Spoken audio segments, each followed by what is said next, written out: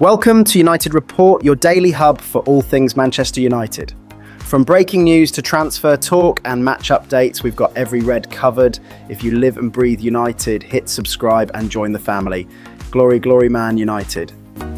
Manchester United's midfield rebuild has hit another roadblock, and this time it's coming from inside the house. United are tracking Algerian international Hicham Boudaoui as a £20 million solution to their midfield issues. But a bizarre situation with Ineos-owned Nice could delay the deal until deadline day, with Amorim eager to move Kobbie Mainoo further forward and questions over Casemiro's future. Boudaoui is a real target, but will Sir Jim Ratcliffe's ownership ties stand in the way? Let's break it all down, including what Boudaoui brings to the table and what it means for United's transfer window. Manchester United will have to wait until transfer deadline day if they want to land midfield target Hicham Boudaoui. The Algerian international is the latest name to emerge as a potential solution to Ruben Amorim's midfield issues ahead of the new season. United boss Amorim has acted quickly to strengthen his front line, with Matthias Cunha completing a £62.5 million move from Wolves. Midfield remains a problem area though, after a 15th place finish in the Premier League. Casemiro's tough time in English football continued last term, while Amorim seems determined to use Kobbie Mainoo in a more advanced role and hasn't appeared eager to play Bruno Fernandez and Manuel Ugarte as a two. Alternatives are being eyed, and 25-year-old Boudaoui is among those to catch the eye. According to The Sun, United sent scouts to watch the midfielder in action for Algeria against Sweden. It was a game to forget for Boudaoui, despite some positive flashes though, with the visitors 4-0 down when he went off on the hour mark before pulling back 3 late goals. Boudaoui has 2 years left on his current deal with Nice, but has been tipped to leave this summer. Due to United's ownership situation though, a move may have to wait. So Jim Ratcliffe is understood to be waiting until September before making any signings from Nice, who are also owned by Ineos. United and Nice were both involved in last season's Europa League, with a United move for Jean-Claire Todibo made impossible by the situation. They've said we can sell him to another Premiership club, but we can't sell to Manchester United. But that's not fair on the player, and I don't see what that achieves, Ratcliffe told Bloomberg. Todibo eventually completed a season-long loan move to West Ham and has now joined the London side permanently. It remains to be seen whether the other European clubs reported to be keen on the midfielder decide to test the water before September. The Sun suggests a bid of around £20 million could be enough to get a deal over the line. Nice finished last season in 4th place in League One, narrowly missing out on automatic qualification for the Champions League's league phase. They still have a chance to make it into the competition through the qualifying rounds, where they will need to come through two-legged matches. United, in contrast, won't be in European competition of any kind next season. Their lowly Premier League finish meant the Europa League final offered their only hope, and they lost that against Tottenham in Bilbao. Juventus are going all in for Victor Gyokeres, and they're ready to sell half their squad to get him. With Arsenal and Manchester United chasing the Sporting Lisbon striker all summer, Juve have made a shock late bid offering £11 million per year and preparing a £76M+ deal to secure his signature. But there's a catch: they must sell 8 players, including Dusan Vlahovic and Douglas Luiz, just to afford him. And the drama doesn't stop there.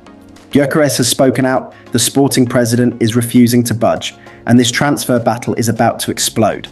Let's break it all down. Juventus are aiming to sell 8 stars, including Dusan Vlahovic and Douglas Luiz, to finance their eye-watering deal for Victor Gyokeres. The Sporting Lisbon striker has been at the centre of a transfer tug-of-war between Arsenal and Manchester United throughout the majority of the summer. But Italian side Juventus have attempted to muscle in on a deal over recent days. It's been claimed in Italy that the Serie A giants are willing to offer Gyokeres a stunning £11 million per year deal to snub Premier League interest and move to Turin. But the club need to bring in some serious funds in order to afford that contract offer, as well as the £80 million plus £10 million in add-ons, £68.1 million plus £8.5 million fee that Sporting are demanding for their star forward. According to Corriere dello Sport, Juventus already have 8 players in mind to potentially sell this summer. Right at the top of that list sit Vlahovic and former Aston Villa star Luiz, who could fetch around £50 million between them. Lloyd Kelly, who was only signed permanently from Newcastle this summer, could also be sold. Samuel Mbangula, Daniele Rugani, Filip Kostic, Mattia Perin and Arkadiusz Milik are all candidates to bid farewell, with Juventus hopeful of earning around £85 million from all of their sales this summer. And while Juve are aiming to invest those funds in a deal for Gyokeres, the Italian side do have alternatives in mind. Former loanee Randall Kolo Muani remains an option, while Jonathan David could also be a bargain signing after leaving Lille at the end of his contract. Italian-based forwards Victor Osimhen and Matteo Retegui have also reportedly been considered, although neither would come cheap. It remains to be seen if Juventus' efforts are enough to convince Gyokeres to move to Italy. But either way, his potential exit from Sporting has turned bitter, with previous reports suggesting he was willing to go on strike in order to force a move away from the club. Gyokeres then took to Instagram to give his side of the story. He wrote, "There is a lot of talks at the moment, most of it is false. I will speak when the time is right." Meanwhile, Sporting president Federico Varandas has confirmed that his side won't be bullied into selling his star forward. Speaking to Record, he said, "One thing you should already know is me better.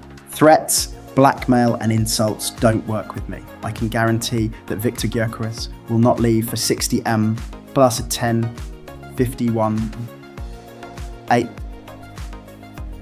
because I never promised him that. This game that the agent is playing only makes the situation worse. To this day, Sporting has not had an offer for Victor Gyokeres, neither today nor last season." In a world where footballers are chasing massive Saudi paydays, Bruno Fernandez just said no to £700,000 a week. The Manchester United captain rejected a £100 move to Al Hilal, choosing instead to stay at Old Trafford and lead the rebuild under Ruben Amorim. And club legend Rio Ferdinand has weighed in, saying he's not sure he could have made the same decision. After a dismal 15th place finish in the Premier League, Fernandez could have cashed in and walked away. But instead, he's staying to fight. Let's dive into what this says about Bruno's character and the latest United transfer updates, including Matheus Cunha, Bryan Mbeumo and Victor Gyokeres. Manchester United legend Rio Ferdinand admits he's not sure he'd have been able to reject Saudi Arabia's millions like Bruno Fernandez did. The United captain turned down a £100 transfer to Al Hilal earlier this month, which would have netted him in the region of $700k a week to stay at Old Trafford and lead Ruben Amorim's rebuild. Fernandez, who will soon be 30, decided he didn't want to leave the Premier League for Saudi at this stage of his career, despite United's dismal 2024-2025 campaign, which saw them finish 15th in the top flight and fail to qualify for Europe.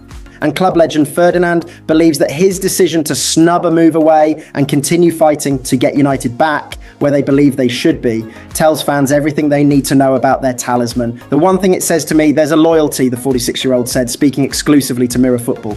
And I think that word gets bandied about quite a lot, but we don't really see it often from the club's point of view and the players. And listen, I understand it's a business, but I think he looks at this as pure. I've got unfinished business at United. There's stuff I want to do here. Yes, I've been paid well here. The fans love me, but I think he's in the game of wanting to give back after all he's received. So I've got nothing but respect for him. I would have understood him leaving if he left, 100%. But the fact that he stayed and said, listen, there's stuff for me still to do here, I think it's a testament to him as a person, but also another reason why the managers comfortably give him the armband. And Ferdinand admitted, if I was him, I think I'd have found it difficult to say no. I've got to be honest. One thing that badly hampered United last term was their struggles in front of goal. They have already struck a £62.5 million deal with Wolves for Matheus Cunha as they bid to rectify that issue, with Brentford's Bryan Mbeumo now being targeted too. A new number 9 is also on their list, with Victor Gyokeres and Hugo Ekitike both having been mooted as potential arrivals. On the personal front, ex-England ace Ferdinand recently launched his career transfer hub in collaboration with Talking Futures, with hopes of bridging the gap between teenagers and their parents in terms of future planning. He says about the cause, I think it's about empowering kind of families to talk more about education, especially parents. I think we're comfortable talking about a lot of things, for example, football, a lot of the time in and around the front room or across the table with your kids, but getting that kind of common ground when you're talking about education, sometimes it's quite difficult. Even I've found it difficult at times. So something like this is definitely a good way in and a good avenue in to kind of having those conversations about what's next in your life. Education-wise, where do you see yourself going? What paths are you looking at? And this is a great, I think, avenue for parents to really kind of touch the paper and go, right, listen, here we go, and start walking their kids down the right path, giving them a little bit of autonomy over it, but also guide them a little bit at the same time. So I wish I'd had this when I was younger, although I had football, which I was quite fortunate with. Rio Ferdinand has partnered with Talking Futures to launch the Career Transfer Hub, giving parents access to information on their child's education options, just like football agents have transfer insiders, negotiation teams, and career scouts. You can find out more here.